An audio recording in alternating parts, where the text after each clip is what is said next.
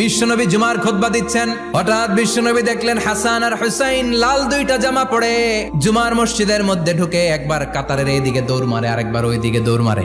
বিশ্বনবী খুতবা থামিয়ে দিলেন, মিম্বার থেকে নেমে হাসান হুসাইনকে দুই হাতে টানতে টানতে মিম্বারের উপরে নিয়ে আসলেন যাতে মুসল্লিদের ডিস্টার্ব না হয়ে যায়। হাসানকে ডান হাতে ধরে হুসাইনকে বা হাতে ধরে বাকি খুতবাটা বিশ্বনবী তখন শেষ করলেন।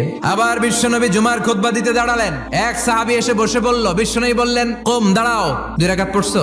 সাহাবী কয় না, পড়ি নাই। বিশ্বনবী বললেন, 2 রাকাত পড়ো। খুতবার নিরবিচ্ছিন্নতাকে ভঙ্গ করে বিশ্বনবী তাকে দাঁড়াতে বললেন, 2 রাকাত নামাজ পড়তে বললেন। তার মানে খতিব সাহেব মন গড়া শুধু খুতবা দিয়ে যায় না, ডানে বায়ে কোথায় কি হচ্ছে সবকিছু নজরে রেখে, কন্ট্রোলে রেখে, সামাজিক সব সমস্যার কথাগুলো তুলে ধরে অসামাজিক কার্যকলাপের বিরুদ্ধে হুঙ্কার দিয়ে জুমার প্ল্যাটফর্মটাকে শক্তিশালী করাই হচ্ছে একজনের খতিবের দায়িত্ব। চিল্লায় কোন ঠিক কিনা?